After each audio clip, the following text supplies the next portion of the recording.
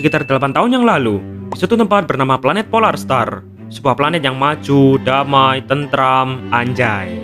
Nah, di bagian selatan Polar Star, itu ada sebuah desa pertanian gitulah di sana. Dan di desa itu hiduplah Leomord. Ya, gue panggil si Leo aja lah biar gampang. Oh ya, BTW ini beda sama Leo yang ini ya. Beda orang, beda cerita, oke? Jangan nanya lagi. Wih, dengerin. Nah, bokapnya si Leo ini mantan juara atlet balap kuda di Polar Star. Oh, ting ting ting ting, anjay. Nah, karena hal itu ya, itu ngebikin si Leo ini jadi termotivasi gitulah buat nerusin jejak bokapnya ini. Ya, dia ini pengen jadi atlet balap kuda kayak bokapnya gitulah. Dan di setiap harinya, si Leo ini selalu ngabisin waktu bareng sama kudanya bokapnya ini. Ya, nama kudanya ini tuh si Barbiel. Dan wis mereka ini sering banget lah ngabisin waktu bareng. Latihan berkuda keliling pertanian, mabar, sepat. Wis, bahkan saking akrabnya si Leo sama si Barbiel ini, si Leo ini jadi bisa ngobrol gitulah sama si Barbiel ini. Ya, bisa bahasa kuda gitulah. Anjay. Apa coba? Sampai suatu ketika, pas si Leo ini udah gede, itu ada sebuah perlombaan balap kuda di kecamatan lain. Nah, akhirnya si Leo sama si Barbiel ini pun mutusin buat ikutan. Mereka ini pamit ke keluarganya. Saya pamit. Dan mereka ini pun OTW ke sana. Nah, pas di tengah perjalanan, tiba-tiba, wah, apaan tuh? Duar! Ya, tiba-tiba planet Polar Star ini diserang sama para kastan, sekumpulan alien dari galaksi lain yang mau invasi dan ngambil alih planet Polar Star ini. Ya, buat lengkapnya kalian bisa lihat lah di asal-usulnya Doom Incarnate. Oke, lanjut. Nah, di saat itu keadaan planet Polar Star ini jadi langsung kacau, pura. Terjadi serangan para kastan di mana-mana. Nah, hal itu ngebikin si Leo ini pun mutusin buat OTW balik ke desa pertanian buat ngelihat keadaan keluarganya. Dan pas dia ini sampai di sana, ya, ternyata wilayah desa pertanian ini udah diratain sama para kastan. Dan ya, semua warga yang ada di sana, termasuk sama keluarganya ini ya udah pada mokat. Ya, ngelihat hal itu, si Leo ini nggak punya pilihan lain selain pergi dari sana buat nyelamatin diri. Ya, si Leo ini udah nggak punya siapa-siapa lagi. Satu-satunya keluarganya yang tersisa ini cuma si Barbiel ini. Dan ya, sejak saat itu si Leo ini bersumpah kalau dia ini bakal ngebalas dendam kematian keluarganya ini. Nah, akhirnya si Leo ini pun join organisasi UFPS. Ya, sekalian tau lah. Ya, sini itu sebuah organisasi pertahanan yang ada di Polar Star gitulah. Kayak TNI-nya gitulah. Dan dengan persenjataan dari UFPS, selama beberapa tahun ke depan, si Leo sama si Barbiel ini bersatu buat ngebantai semua pasukan kastan yang nyerang planet Polar Star. Nah, kegigihannya si Leo ini diketahui sama pemimpin Society of Dawn. Ya, Society of Dawn ini tuh sebuah organisasi pertahanan khusus di Polar Star. Ya, squad Downing Star lah, squad superhero. Anjay. Nah, pimpinannya ini nawarin si Leo ini buat join Society of Dawn. Join gak Ki? Dan ya, dengan perasaan dendam di hatinya, si Leo ini pun gas. Dan saat itu si Leo ini pun jadi anggota resmi Society of Dawn. Anjay. Loh, Bang, bukannya Leo mau dimasukin habis ya? Kok malah join Downing Star, Bang? Bang. Sabar. Dengerin dulu ya adik-adik. Oke, lanjut. Dan sejak saat itu, si Leo sama si Barbiel ini pun tinggal di markas utama Society of Dawn. Dan di sana, mereka ini ngejalanin pelatihan pagi, siang, malam, senja, biar mereka ini bisa jadi lebih kuat. Dan biasanya, pas mereka ini habis latihan, mereka ini selalu pergi ke desa pertanian tempat tinggal mereka dulu buat mengenang masa lalunya mereka. Dan 1 tahun pun berlalu, si Barbiel ini mokat. Ya, memang udah waktunya mokat. Kan soalnya si Barbiel ini kan udah warisan dari bokapnya. Jadi ya udah tua. Dan ya wis, mokat. Nah, sejak kematian si Barbiel ini, si Leo ini jadi nggak punya siapa-siapa lagi. Ngopi sendirian, pusing sendirian.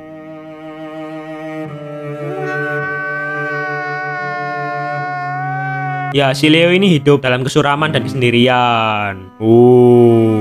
Nah, lalu suatu ketika, si Leo ini dikasih misi khusus sama pemimpin Society of Dawn buat jadi mata-mata. Jadinya, si Leo ini disuruh buat nyusup dan jadi impostor ke dalam organisasi Abyssal Wings, sebuah organisasi rahasia yang isinya itu pasukan khusus yang berpihak ke kastan.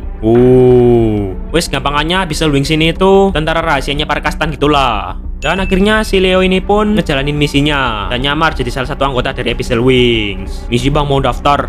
Gas! Dan dia ini pun berhasil nyelinap dan nyamar jadi salah satu anggota dari Abyssal Wings. Anjay. Nah, cuman ya, karena dia ini anggota baru ya, masih anak magang. Jadinya si Leo ini masih belum dipercaya penuh lah sama anggota yang lain. Masih dicurigain gitulah. Amogus. Dan karena hal itu ya, jadinya sebagai anak magang di sana dia ini cuma dikasih tugas-tugas ringan gitu, kayak jadi pasukan pembantu, ngebikinin kopi, beliin gorengan, ngepel, nyuci piring, wis gitulah, tugas-tugas sepele lah. Jadinya itu ngebikin si Leo ini jadi agak kesusahan lah buat nyari informasi penting di dalam Abyssal Wings. Ya, hampir semua anggota Abyssal Wings yang lain ini kayak belum percaya penuh dan agak curiga gitulah ke si Leo ini. Nah, kecuali si Moskov. Ya, dibandingin sama anggota yang lain, sejak si Leo ini join Abyssal Wings, si Moskov ini udah nyambut si Leo ini dengan ramah. Weh, rank apa bang? Gas mabar! Ya, mungkin gara-gara di ceritanya itu mereka ini emang seumuran. Jadi ya, sinkron gitulah obrolannya mereka.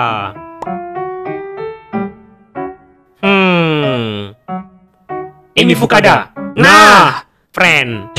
Tiap di waktu istirahatnya, si Moskov ini selalu nyamperin si Leo ini buat ngajakin dia ngobrol, mabar, sebat, dan hal itu ngebikin mereka ini jadi akrab banget lah.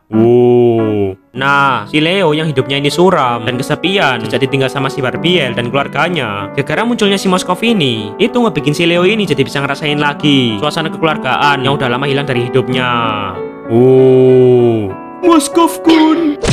Nah, tapi ya, di sisi lain, si Leo ini juga sadar kalau sebenarnya dia ini kan anti-anti Society of Dawn, seorang impostor di Abyssal Wings. Jadinya dia ini nggak boleh terlena sama persahabatan antara dia sama si Moskov ini. Jadinya ya, tiap si Leo ini ngeliat si Moskov, dipikirannya dia ini selalu muncul kata-kata Kesendirian adalah teman terbaikku. betul blok. Dipikirannya dia ini selalu muncul kata-kata dia adalah teman dan musuh. Anjay. Ya, intinya si Leo ini berusaha jaga jarak gitulah sama si Moskov ini. Gitu. Nah, semuanya berjalan normal sampai suatu ketika tiba-tiba nggak tahu kenapa ya, di beberapa hari selanjutnya si Moskov yang biasanya akrab ke dia ini tiba-tiba kayak ngejauhin si Leo gitu.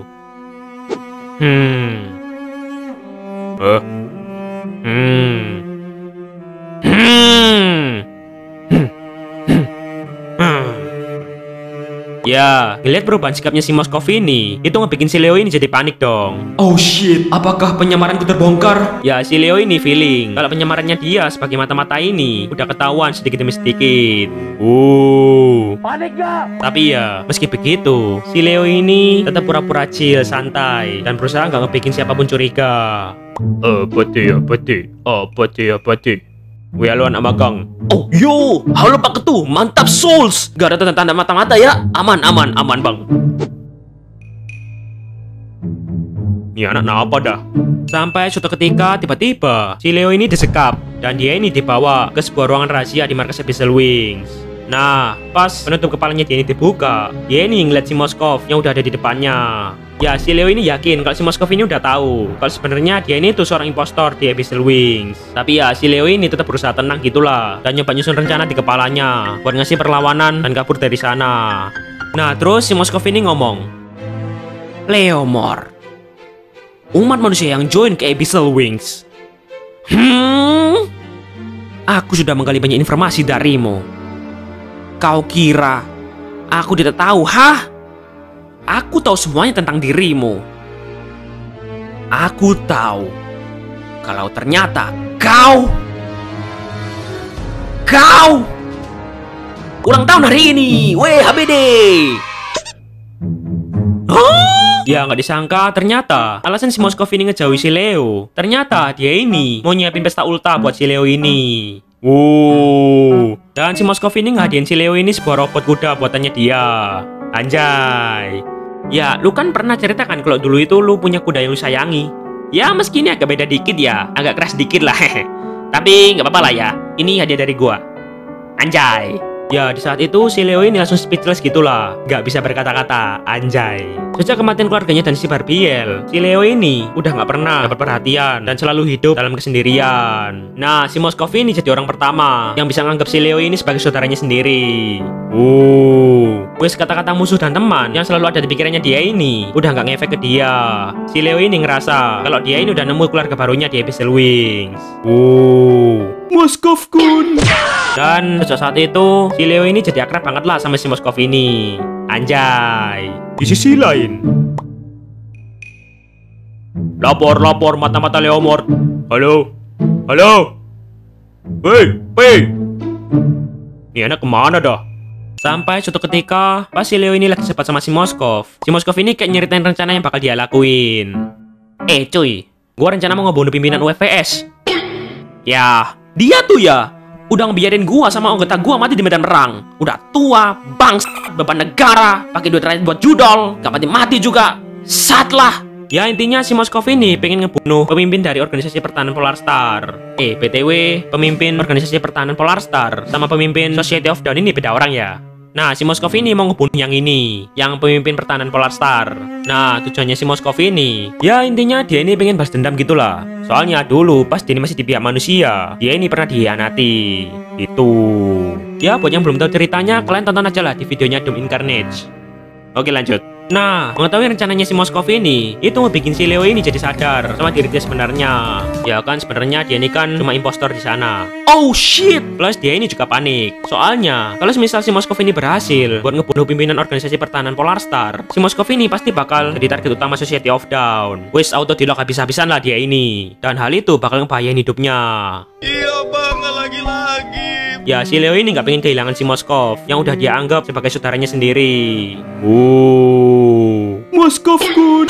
Nah, akhirnya ya, sebagai antek-antek Polarstar, si Leo ini pun langsung kirim pesan rahasia ke markas utama Society of Dawn tentang rencananya si Moskov ini. Tujuannya si Leo ini ya, biar rencananya si Moskov ini gagal. Dan si Moskov ini gak bakal jadi sasaran utama Society of Dawn. Dan ya, entah gimana ke depannya, si Leo ini harus siap sama semua kemungkinan yang bakal terjadi. Dalam benaknya, itu muncul kata-kata yang dulu sering banget dia pikirin.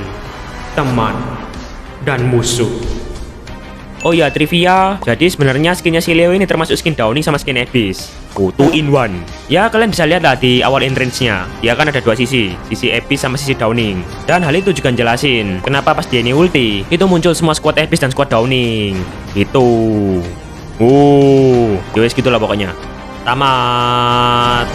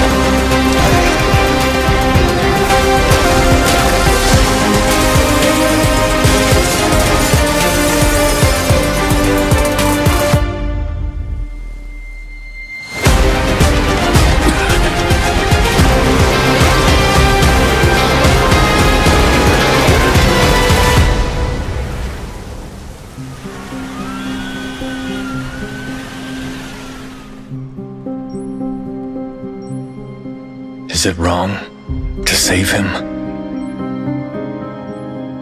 The war took my family, my friend, took everything I have. It's the Society of Dawn that gave me a place I can call home. Taught me to fight. And placed their trust in me. New mission. Infiltrate the Abyssal Wings. Then, he showed up. It seems we can bring back a trusted friend.